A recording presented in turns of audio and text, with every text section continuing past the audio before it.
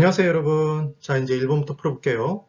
부동산의 수요와 공급에 관한 설명으로 틀린 것을 골라보랍니다. 1번. 주택 임대료가 상승하면 다른 재화의 가격이 상대적으로 하락한대요.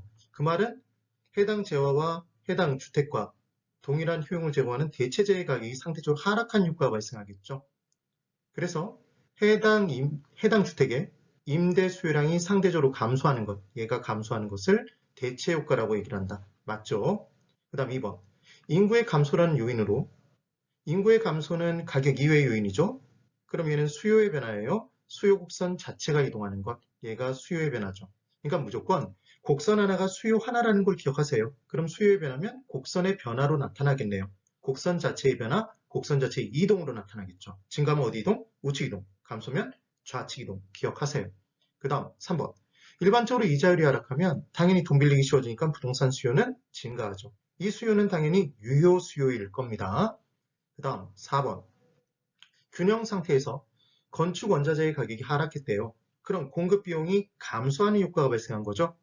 그럼 공급 비용이 감소하면 가격 이외의 요인으로 공급 비용이 감소했을 때 공급은 증가하겠죠, 여러분. 그럼 공급이 증가하면 초과 공급으로 가격은 하락하죠. 가격은 하락이 맞아요, 지금. 하향 이동. 그리고 공급 증가면 증가죠. 거래량의 변화는 너무 쉬워요. 그럼 공급 증가하니까 거래량은 증가합니다.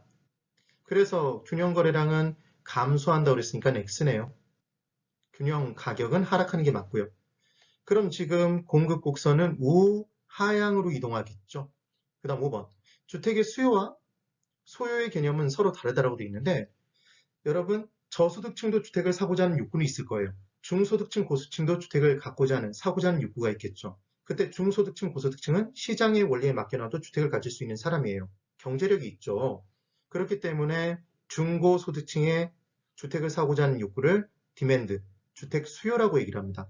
그러니까 시장 원리에 맡겨놓으면 돼요. 시장 원리로 접근합니다. 근데 주택 소유는 누굴 대상으로 하냐면 저소득층을 대상으로 해요. 저소득층은 사고자 하는 욕구는 있겠지만 살 수 있는 능력이 없죠. 근데 그 사람한테 가서 기회다 대고 정부가 얘기한 거예요. 너희들도 중소득층, 고소득층처럼 시장 원리에 의해서만 주택을 가져라 이렇게 얘기를 하면 너희들은 평생 집 없이 살아라 이 얘기랑 똑같잖아요. 그러니까 저소득층 가만히 있을까요? 소요가 일어날까요? 소요가 일어나겠죠. 한자로 그 소요는 아니지만 그래서 저소득층을 대상으로 한 개념을 주택 소요, 니즈라고 얘기를 하는 겁니다. 얘는 시장 원리에 맡겨놓으면 안 되고 정치로 다스려줘야 되겠죠. 그래서 우리 개론의 모든 끝나는 시험 시점까지 저수층이 나오면 절대로 시장 원리로 접근하면 안 돼요. 무슨 원리로 접근한다? 정치 원리로 접근해 주셔야 됩니다. 그래서 기억할 때 MM으로 저수층 사이에서 뭐 발생한다? 소요가 발생한다 이렇게 기억해 주세요. 2번. 아파트 시장의 균형 가격과 균형 거래량의 변화에 관한 설명으로 틀린 것을 골라보랍니다. 자, 1번. 이 부분의 내용을 공부할 때는 MM으로 왼수를 기억해야 되죠. 집에 한 명씩 다 보급돼 있죠. 집안의 왼수는 남편이죠, 여러분. 항상 남의 편 만드는. 그래서 왼손은 수요, 오른손은 공급이었습니다. 증가하면 올리고 감소하면 내렸던 거 기억나시죠? 최종적으로 높게 있는 게 초과였어요. 초과 수요면 가격은 상승, 초과 공급이면 가격은 하락. 만약에 위에서 흔들고 있다면 높낮이를 알 수 없으니까 가격의 변화는 알 수 없어요가 답이 된다는 것 기억해 두시면 되죠. 또 하나, 거래량의 변화는 증가면 증가, 감소면 감소만 기억하시면 됐었어요. 그래서 거래량 증가와 거래량 감소가 동시에 나타났을 때는 거래량의 증가가 더 많으면 전체적으로 증가, 감소가 더 많으면 전체적으로 감소, 거래량의 증가와 감소량이 똑같으면 거래량 불변. 이게 포인트였네요. 자, 이제 1번 풀어볼게요. 공급이 불변인데 수요가 감소했대요. 그럼 초과 공급이죠. 가격은 하락해요. 상승한다고 해서 1번 벌써 틀렸네요. 수요 감소니까 거래량은 감소죠. 감소. 2번. 수요가 불변이고 공급이 증가했대요. 그러면 공급 증가 초과 공급이죠. 가격은 하락하죠. 그 다음 공급 증가니까 거래량은 증가 맞네요. 3번. 수요의 증가가 공급 증가보다 크대요. 수요 증가가 공급 증가보다 크면 초과 수요죠. 가격은 상승. 증가니까 거래량은 증가. 4번. 공급의 감소가 수요의 감소보다 크대요. 공급 감소가 수요 감소보다 크답니다. 초과 수요죠. 가격은 상승.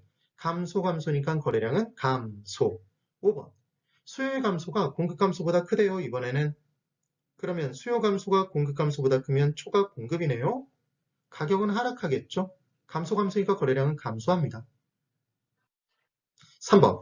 A지역의 오피스텔 시장 공급량이 QS, 공급 함수 QS는 3P이고 A지역의 오피스텔 시장 수요 함수가 QD1은 1200-P에서 QD2는 1600-P로 변화했대요.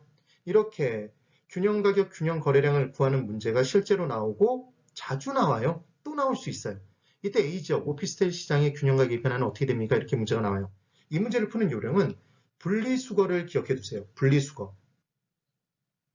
뭘 분리수거하냐면 P와 금액, 숫자를 분리수거해 주시는 거예요. 그래서 P끼리 이제 모아주시고 숫자끼리 모아주시는데 첫 번째 P끼리는 마이너스를 떼어내고 무조건 더해주세요. 이게 포인트입니다.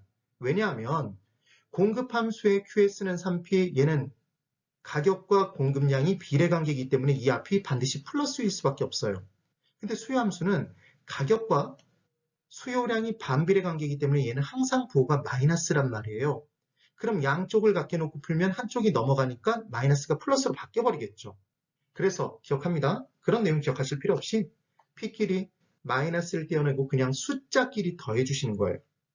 그 다음 금액은 항상 큰 금액에서 큰 숫자에서 작은 숫자를 빼주시면 돼요. 이때 주의하실 건 작은 숫자가 마이너스면 마이너스니까 플러스가 된다는 것만 주의해 두세요. 그럼 해볼까요? QS는 3P죠. 그 다음 QD1은 1200-P 분리수거를 한번 해보면 3P, 4P 모아지는 거죠. 3P와 P가 더해지겠죠. 마이너스를 떼고 더하면 마이너스 1이 플러스 1이 되니까 4P가 되겠죠. 그럼 숫자는 1200밖에 없어요. 그러니까 4P는 1200이네요. 그럼 P는 300이죠. 그럼 이제 두 번째를 볼게요. QS는 3P로 똑같습니다. QD2는 1600-P예요. 분리수거하겠습니다. 3P-P 분리수거하면 마이너스 떼고 더하면 4P죠. 그 다음 1600밖에 없네요. 4P는 1600. 바로 되세요. 한 단계를 지금 생략한 거예요. 훨씬 쉬워요. P는 400이네요.